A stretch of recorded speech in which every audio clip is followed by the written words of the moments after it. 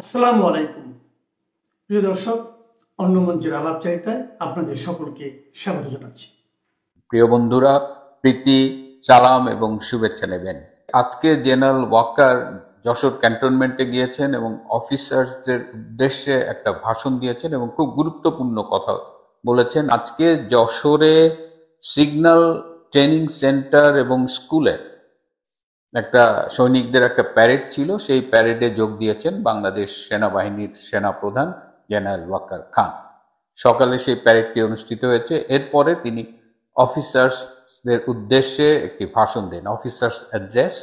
সেই ভাষণটি তিনি খুব গুরুত্বপূর্ণ কিছু কথা বলেছেন। তার মধ্যে একটা হলো যে জাতীয় এবং আন্তর্জাতিক শক্তিগুলো বাংলাদেশ এবং এই অঞ্চলে একটা কনফ্লিক্ট বজায় রাখতে চায় এবং একটি দেশ বাংলাদেশের করিডোর, বন্দর এসবের উপর দখল স্থাপনের মাধ্যমে, এগুলো দখল করার মধ্য দিয়ে চায়না এবং ভারতের উপর নজরদারি করতে চায়, চায়না এবং ভারতকে চাপের মুখে রাখতে চায়।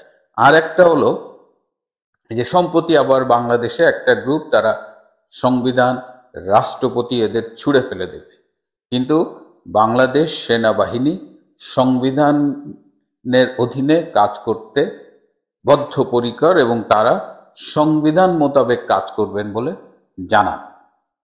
এই সময়ে একজন মেজর র্যাঙ্কের একজন, তিনি সেনাপ্রধানকে বলেন যে স্যার, আপনার সম্পর্কে যখন আজে বাজে কথা বলা হয়, আপনাকে যখন গালাগালি করা হয়, তখন আমরা আমাদের ফ্যামিলি মেম্বারদের কাছে মুখ দেখাতে পারি না। এটা সমস্ত বাহিনীর জন্য একটা অসম্মানের ব্যাপার। এটি শোনার পরে সেনাপ্রধান জেনারেল ওয়াকার বলেন যে আমরা সব কিছুর নোট রাখছি এবং সময় মতো এদের বিরুদ্ধে আমরা ব্যবস্থা নেব। এবং তিনি সবশেষে বলেন যে আপনারা যখন দায়িত্ব পালন করেন, আপনারা খেয়াল রাখবেন যে কারো উপরে যেন কোনো জুলুম না করা হয়। এই জুলুম শব্দটা একদম স্ট্রাইকিং, কারণ জুলুম, ইনসাফ এইসব শব্দগুলো কিন্তু বিশেষ একটা গোষ্ঠী ব্যবহার করে। তো এই ছিল মোদ্দা কথা তার আজকে অফিসারদের উদ্দেশ্যে প্রদত্ত ভাষণের নির্যাস। এই ভাষণটি যদি আমি আজকে প্রথম শুনতাম বা এই তথ্যগুলো প্রথম পেতাম, আমি খুব মুগ্ধ হতাম এবং বলতাম যে বাহ, সেনাপ্রধানরা বাঘের বাচ্চা। কিন্তু জেনারেল ওয়াকার খান এই কথাগুলো এতবার বলেছেন এবং তিনি রাওয়া ক্লাবে সেই বিডিআর হত্যার অনুষ্ঠান, সেই হত্যার স্মরণে যে অনুষ্ঠান, সেখানে বলেছিলেন। আর এবং তিনি করিডোর, বন্দর এ ব্যাপারে কিন্তু আজকেও বলেছেন যে করিডোর, বন্দর আমরা কাউকে দেব না। হ্যাঁ, সেই এর আগেও তিনি বলেছিলেন যে করিডোর কাউকে দেব না, বন্দর কাউকে দেব না, ওটা আজকেও বলেছেন।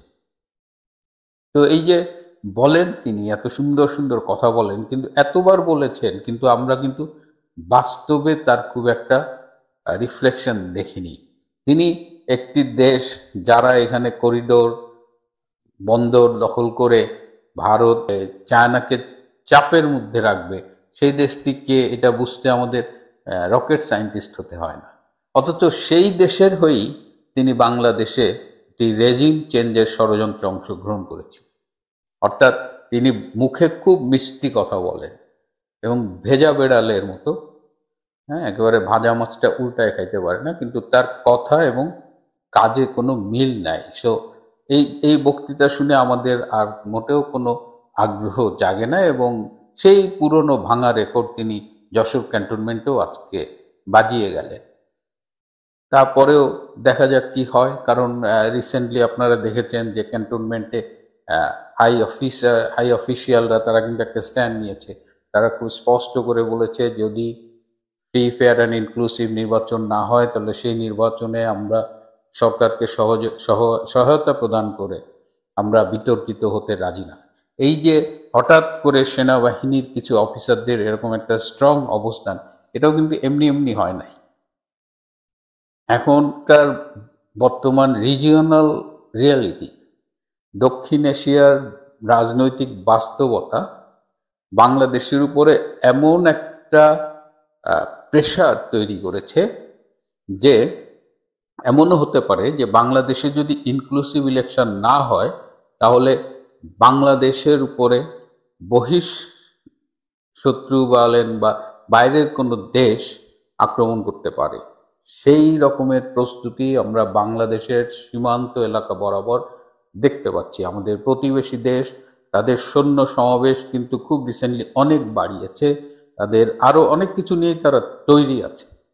সো তাদের প্ল্যান এ আছে, প্ল্যান বি আছে, কিন্তু প্ল্যান সি হলো বাংলাদেশের সার্জিক্যাল স্ট্রাইক করা। এবং আমাদের সেনাবাহিনীর কাছে, আমাদের গোয়েন্দা সংস্থার কাছে এই সব ইনফরমেশন আছে এবং তারা ভালো করেই জানে যে বাংলাদেশ যদি কখনো আক্রান্ত হয় প্রতিবেশী দেশ দ্বারা বা অন্য কোনো শক্তি দ্বারা, এই আমাদের যে মিলিটারি স্ট্রেংথ তাতে কিন্তু আমাদের বিপদে পড়তে হবে। এবং বাংলাদেশ আক্রান্ত হলে তখন কিন্তু আর্মিকেই কিন্তু ওই যুদ্ধে অংশগ্রহণ করতে হবে, আর্মিকেই জবাব দিতে হবে। তো বাংলাদেশ আর্মি এই সেদে পড়ে বা পায়ে পা লাগিয়ে এই ভয়াবহ মারণাস্ত্রের মুখোমুখি হতে চায় না। সুতরাং এই কারণে পুরো আর্মিদের মধ্যে একটা সেন্টিমেন্ট ডেভেলপ করেছে যে আমরা বিতর্কিত হব না, আমরা কারো রাজনৈতিক অভিসন্ধি বা পারপাস সার্ভ করার জন্য ব্যবহৃত হবে না।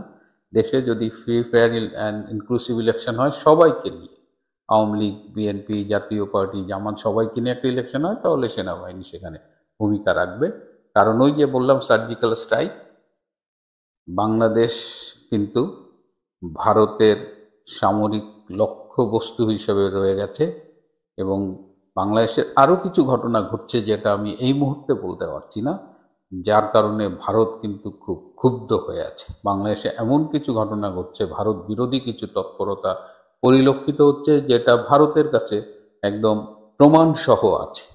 সুতরাং সেই অবস্থায় আমাদের সেনাবাহিনী একটা সম্ভাব্য যুদ্ধ বা আক্রান্ত হবার ঝুঁকি নেবে না, বরং তারা চাচ্ছে যে এর থেকে যেন দূরে থাকা যায়। কিন্তু সমস্যা হলো জেনারেল ওয়াকার তিনি সব নৌকায় পা রেখেছেন। তিনি একদিকে বলছেন যে পরাশক্তি করিডোর বন্দর নিয়ে ভারত চায়নাকে চাপে রাখতে চায়, তো সেই শক্তিটা তো এখানে লুকোচুরির কিছু নেই যে তিনি আমেরিকার কথা বলছেন, আবার তিনি আমেরিকার কথায় ওঠেন বসেন।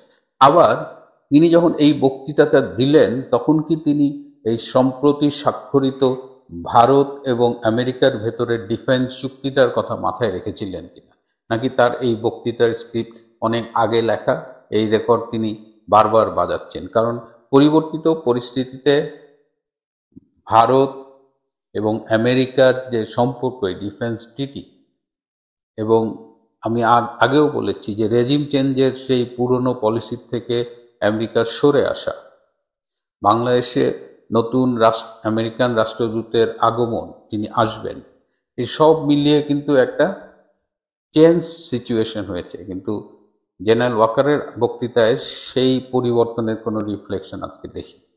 যাই হোক, তিনি বক্তৃতা দিয়েছেন সেনাপ্রধান হিসেবে, কিন্তু বাংলাদেশের ফেট কি হয়, কাজ কি হয়, সেটা সময় হলেই দেখা। আগামীকাল থেকে শুরু হচ্ছে আপনার নো ফ্লাই জোন। কাল থেকে 11 তারিখ থেকে শুরু হচ্ছে। এবার ধাপে ধাপে ধাপে ধাপে চলবে। তার আগে আজকে থেকে ডিফেন্স মানে যেটা আমাদের নৌবাহিনী, বিমান বাহিনী এবং পদাতিক বাহিনী, 3 বাহিনী মিলে একটা এক্সারসাইজ শুরু করেছে। তাই এক্সারসাইজটার নাম হচ্ছে এক্সারসাইজ পূর্বী প্রহার। মানে পূর্ব দিকে প্রহার, প্রচন্ড প্রহার, মানে মার হবে, প্রচন্ড মার হবে। এক্সারসাইজ প্রচন্ড প্রহার 2025। তাই এখানে অনেক বড় খবর আছে, আমি একটা জিস্টটুকু পড়ে দিচ্ছি আপনাদের। পূর্বী প্রচন্ড প্রহার is a large-scale tri-service military exercise involving the Indian Army, Navy and Air Force conducted by the Eastern Command in the high altitude region in Mechuka, Arunachal প্রদেশ।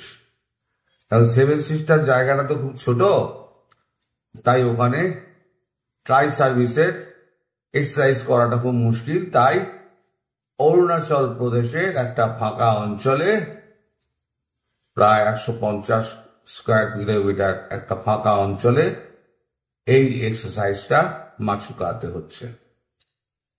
এটা কিন্তু ইতিহাসে প্রথম যে একটা এয়ার এক্সারসাইজ হতে যাচ্ছে, সেটা হচ্ছে পূর্ব সীমান্তে। এর আগে মানে 1971-এ পাকিস্তানের হাতে যখন বাংলাদেশ ছিল, সেই সময় কিন্তু এরকম এয়ার রুট বন্ধ করে দেওয়া হয়েছিল। তারপর আর এই এতগুলো বছরের মধ্যে কখনো কিন্তু এই অবস্থার মধ্যে আসেনি। আজ যখন এয়ার রুট বন্ধের সঙ্গে সঙ্গে, নো ফ্লাই জোনের সঙ্গে সঙ্গে পূর্বী প্রচন্ড প্রহার, মানে এই যে নামটা করণ হয়েছে প্রচন্ড প্রহার, অর্থাৎ ব্যাপক ঠ্যাঙানি হবে, প্রচন্ড প্রহার নামে এক্সারসাইজটা শুরু হয়েছে। এখন ডিফেন্স থেকে আমাদের একটা পাঠিয়েছে, কি বলে, একটা ছোট ক্লিপিংস পাঠিয়েছে A9 ইন্ডিয়া ওয়ার জোন থেকে। তো A9 এর ক্লিপিংটা আগে আমি জুড়ে দিচ্ছি। ক্লিপিংটা দেখার পর আমি আপনাদের বলবো কি কি হতে যাচ্ছে। আগে ক্লিপিংটা দেখুন।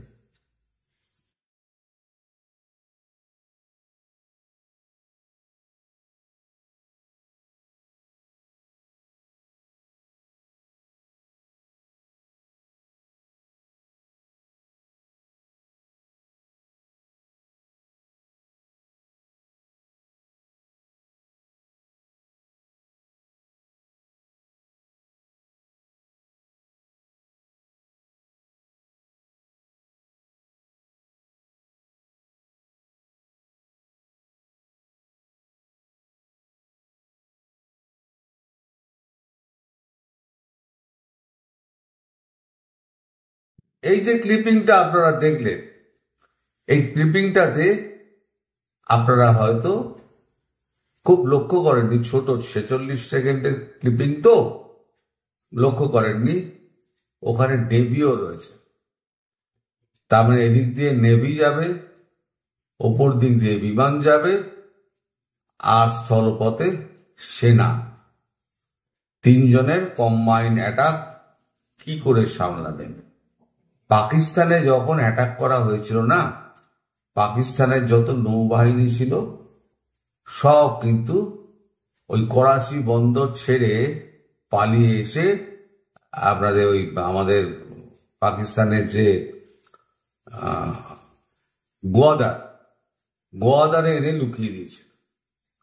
দুটো তিনটে না সাবমেরিন আছে, তার মধ্যে একটা ভাঙাচোরা অকেজো পড়ে রয়েছে, আর দুটো অর্ধেক কেজো, মানে যখন তখন তাদেরকে ডুবিয়ে দেওয়া যায়।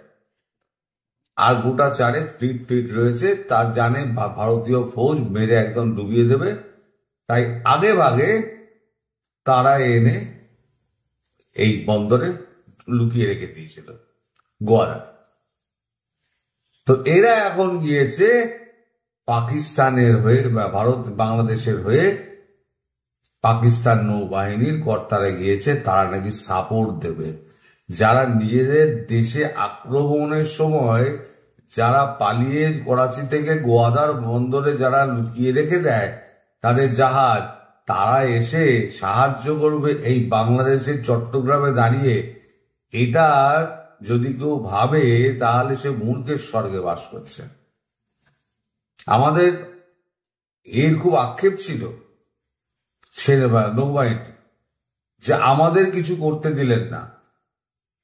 তখন রাজনাথ সিং বলেছিলেন যে এবার শুরু করবেন আপনারা, আমরা আপনাদের প্রথম সুযোগ দেব। হয়তো সেই সুযোগ হয়তো পাকিস্তানের দিক দিয়ে নৌবাহিনী পেতে পারে, অথবা বাংলাদেশের দিক দিয়ে পেতে পারে। এখন এই যে প্রচন্ড প্রহার যে এটা হচ্ছে, মানে পূর্বী প্রচন্ড প্রহার, ওদিকে যেমন ত্রিশূল হচ্ছে, এখানে একটা বিশেষ নামকরণ হয়েছে প্রচন্ড প্রহার, পূর্বী প্রচন্ড প্রহার, মানে পূর্ব দিকে প্রচন্ড প্রহার দেওয়া হবে।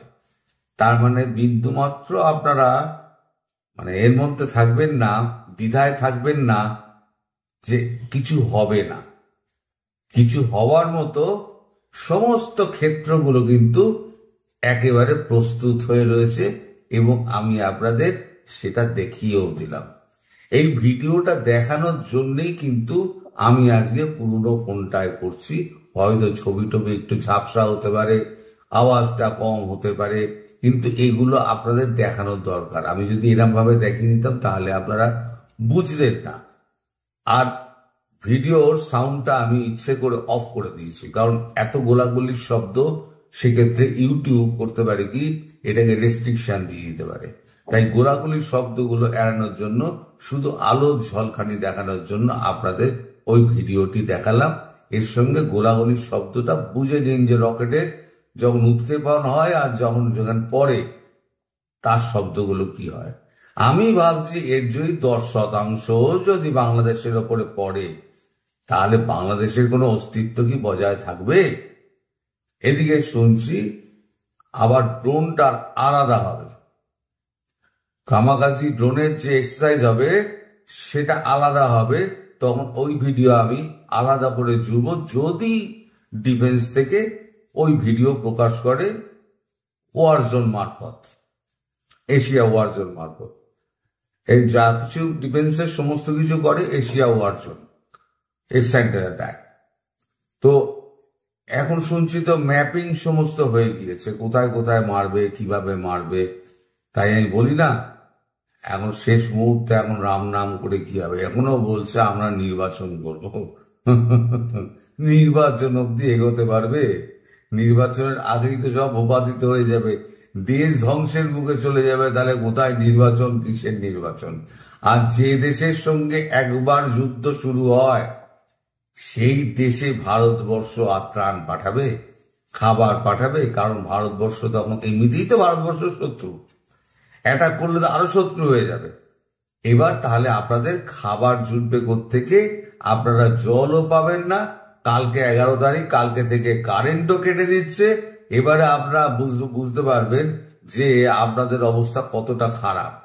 এই যে আপনারা লাফালাফি করেন না মোহাম্মদ ইউনূসকে নিয়ে, যে স্যার আপনি 1000 বছর হায়াত পান, এখন যদিও আর দেখা যায় না, কিন্তু মোহাম্মদ ইউনূসের সাপোর্টার কিন্তু প্রচুর রয়েছে, আর ভারত বিরোধীও প্রচুর রয়েছে। এই ভারত বিরোধী আর মোহাম্মদ ইউনূসের সাপোর্টার আর যত উপদেষ্টা আছে আর কচি কচি সাংসদ যত আছে, তাই তো মুখ চুপসে গেছে। এখন খুব একটা মানে বাক্য টাক্য খুব একটা দেখি না, যে একদম বাক্যের বোমা, কথার বোমা যেগুলো ছোটে, সে কথার বোমা আর দেখতে পাই না। এবার আসল বোমা যখন পড়বে তখন এই কালা পাঁঠা, সার্জিস আলম, মাহফুজ যে ট্রেনিং নিয়ে এসেছিল আফগানিস্তান থেকে, কটা বন্দুক নিয়ে বাইরে বেরোয় আর কটা ইন্ডিয়ান সোলজারের সামনাসামনি দাঁড়িয়ে গুলি চালায়, আমি সেটাও দেখে নেব। আসলে আপনারা হচ্ছে সব এই যে জেহাদি গুলাই, বাংলাদেশিদের বলছি না, এই জেহাদি যেগুলো আছে সব কটা হচ্ছে একেবারে ওই কাগুজে পাগ। এরা বাইরে থেকে হালুম হুলুম হালুম হুলুম করবে।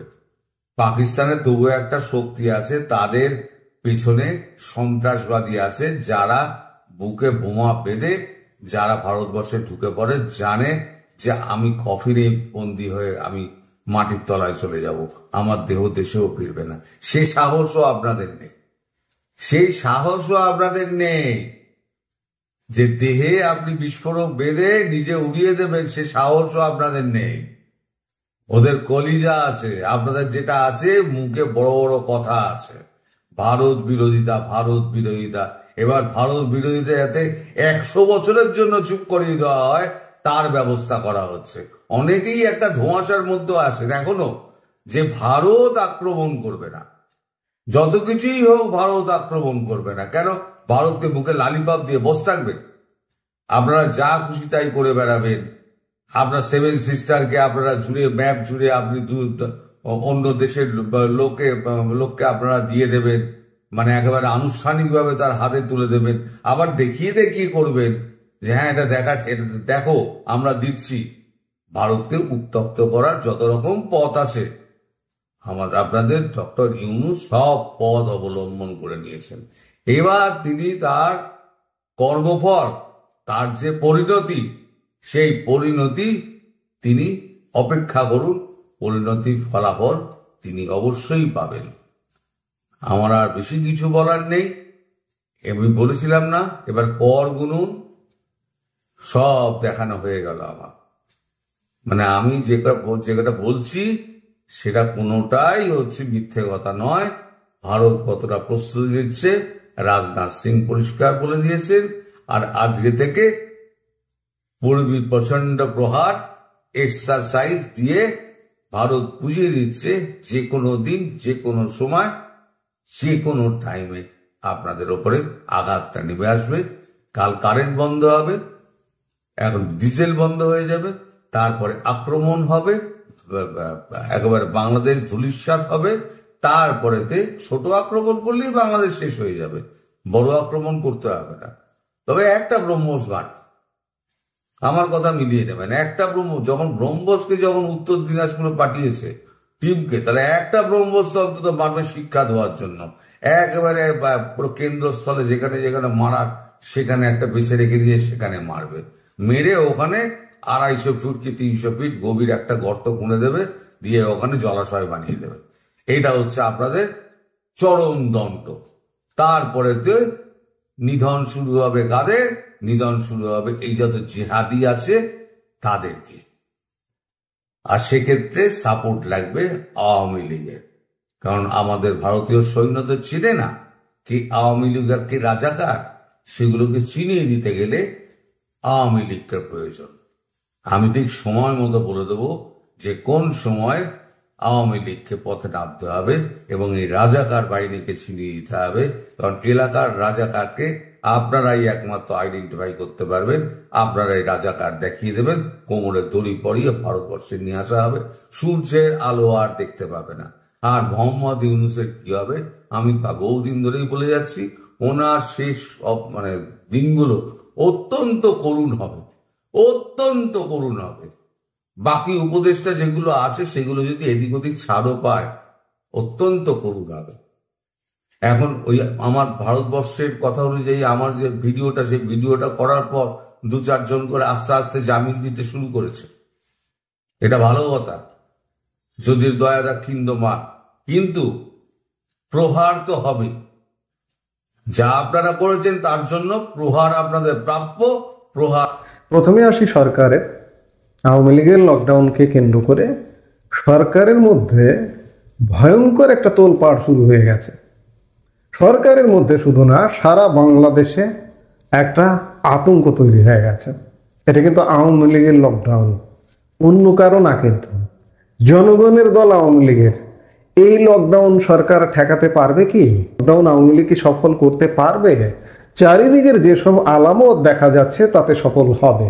কারণ হচ্ছে ইতিমধ্যে আওয়ামী লীগের জন্য সহায়ক নানান পরিবেশ তৈরি হয়ে গেছে। আপনারা জানেন যে গত শুক্রবারে সেনাবাহিনীর শীর্ষ জেনারেলদের বৈঠকটার কথা জানেন, আমরা আলাদা করে কন্টেন্ট করে সেগুলো জানিয়েছি। কি আলাপ হয়েছে আপনারা সেটি শুনেছেন। এবং সেনাবাহিনী যে সময় আওয়ামী লীগের কর্মসূচি, সেই সময় সেনাবাহিনী উঠে যাবার খবরও আপনারা শুনেছেন। কিন্তু মাঝখান থেকে গতকালকে একটা বিভ্রান্তি তৈরি করেছে স্বরাষ্ট্র উপদেষ্টা লেফটেন্যান্ট জেনারেল অবসরপ্রাপ্ত জাহাঙ্গীর আলম চৌধুরী। বিভ্রান্তি মানে এটি একটি ডাহা মিথ্যাচার। গত 4 তারিখ মঙ্গলবার আইন শৃঙ্খলা রক্ষাকারী কমিটির কোর কমিটির যে বৈঠকটা অনুষ্ঠিত হয়েছিল, সেই বৈঠকেই সিদ্ধান্ত হয়েছিল এটা সেনাবাহিনীর চাপে যে আমরা আর মাঠে থাকবো না। মাঠে থাকবো না বিধায় কোর কমিটি সিদ্ধান্ত নিতে বাধ্য হয়েছে যে উঠে যাবে। 7 তারিখে বৈঠক, 5 তারিখে উঠে গেছে। 5 তারিখে চিঠি পর্যন্ত ইস্যু হয়েছে। আপনাদেরকে গতকালকের একটি কন্টেন্টে দেখিয়েছি সেই চিঠি। তো কাজেই গতকাল স্বরাষ্ট্র উপদেষ্টা লেফটেন্যান্ট জেনারেল জাহাঙ্গীর আলম চৌধুরী মিথ্যাচার করেছেন। সেনাবাহিনী আপনি খোঁজ নিয়ে দেখুন সারা বাংলাদেশে সেনাবাহিনী আগে যা ছিল ততটুকু আছে কিনা। এবং আরো আসার কথা, সুখের কথা আওয়ামী লীগের জন্য, এই যে আমি ম্যাজিস্ট্রেসি পাওয়ারের কথা বলছি, আসন্ন ম্যাজিস্ট্রেসি পাওয়ার 2-3 দিনের মধ্যে জারি হওয়ার কথা ছিল, এটাও জারি হচ্ছে না এখন পর্যন্ত। আমি এটি জানি, কিন্তু এটা বলতে পারবো না যে কালকে আবার সিদ্ধান্ত কি হয়। এখন পর্যন্ত জানি যে এই ম্যাজিস্ট্রেসি পাওয়ার নতুন করে জারি হচ্ছে না। আরো সুখের খবর, আসার খবর হচ্ছে এই যে সেনাবাহিনী যে 50% এখন আছে বা তারও কম, এটিও পুরোপুরি উঠে যাবে এই নভেম্বর মাস নাগাদে, বা ম্যাক্সিমাম ডিসেম্বরের মধ্যে উঠে যাবে, ডিসেম্বরের প্রথমার্ধের মধ্যে। ইউনূস পাগল হয়ে গেছে, ইউনূস সরকার পাগল হয়ে গেছে, হাতে পায়ে ধরে এই যে অর্ধেকটাকেও রাখা যায় কিনা এখনো পর্যন্ত সফল হয়নি, সফল হবেও না। অন্যদিকে পুলিশ সম্পূর্ণ দ্বিধাগ্রস্ত যে পুলিশ আসলে কি করবে। পুলিশের মাঠ পর্যায়ে যারা সরাসরি অ্যাকশনে যায়, তারা কি আওয়ামী লীগের উপরে অ্যাকশনে যাবে না। কারণ পুলিশের হৃদয়ে রক্তক্ষরণ হয়। পুলিশের ভাই, পুলিশ সহকর্মী, কলিগ প্রায় 3500, 3200 থেকে 3500 পুলিশকে হত্যা করা হয়েছে।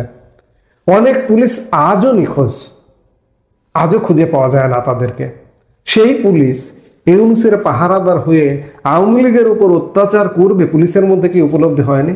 আপনাদের বলেছিলাম যে সেনাবাহিনীর মধ্যে উপলব্ধি হয়েছে যে গত 16 মাসে এই যে মাঠে থেকে ম্যাজিস্ট্রেসি পাওয়ার নিয়ে মাঠে যে আছে, এতে সেনাবাহিনীরা নিজেদেরকে নিজেরা জিজ্ঞেস করছে।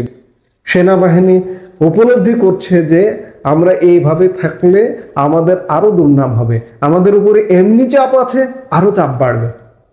কাজেই ইউনূস চাইবে যে একতরফা একটা নির্বাচন করে চলে যাব, এটা হবে না, এটা হচ্ছে না, পরিস্থিতি পাল্টে যাচ্ছে। এগুলো কেন হচ্ছে জানেন?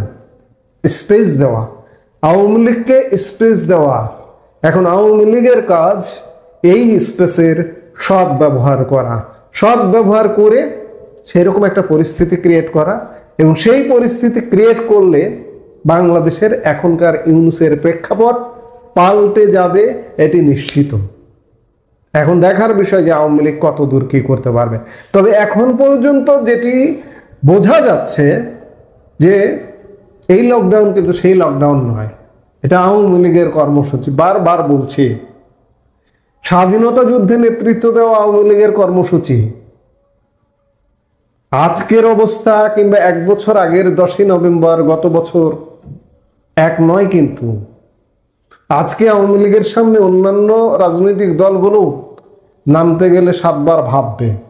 আজকে অবস্থাটা এইরকম। আওয়ামী লীগ এখন পর্যন্ত যেটা বোঝা যাচ্ছে যথেষ্ট শক্তি সামর্থ্য নিয়ে নামবে, এটি নিশ্চিত। কারণ তাদেরকে অন্ততপক্ষে মাঠ ছেড়ে দেওয়া হয়েছে, এখন মাঠটাকে করে খেতে হবে। এই করে খাওয়ায় আওয়ামী লীগ যদি জয় হয়, সামনের দিনে আওয়ামী লীগের শুধুই বিজয়। একটা সরকার আসবে এই ইউনূসের পরিবর্তে, সরকার এসে সবকিছু একটা টাইট করে ফেলবে, সবকিছু কন্ট্রোলে নিয়ে নেবে।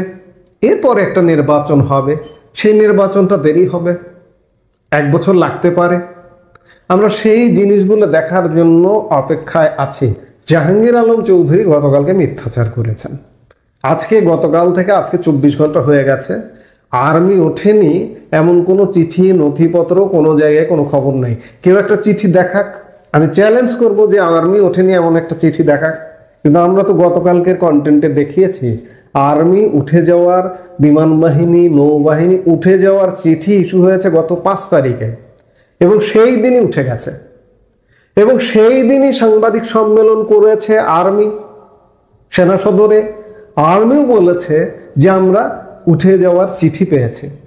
মাঝখান থেকে জাহাঙ্গীর আলম চৌধুরী কেন মিথ্যাচার করলেন? আসলে ভয়ে, আতঙ্কে। আমরা তো গত 16 মাস যাবত একটা মিথ্যাচারের সরকারের মধ্যে আছি। রাষ্ট্রীয়ভাবে মিথ্যাচার করা হয়, ডক্টর ইউনূস নিজে মিথ্যাচার করেন এবং তার পুরো পরিষদ মিথ্যাচার করেন। আপনারা হয়তো অনেকে দেখবেন যে বিভিন্ন পেজে প্রকাশ করা হচ্ছে যে সেনাবাহিনী জোরালো ভূমিকা পালন করবে, পুলিশ জোরালো ভূমিকা পালন করবে, এটা করবে সেটা করবে। এগুলো জাস্ট আতঙ্ক সৃষ্টির জন্য।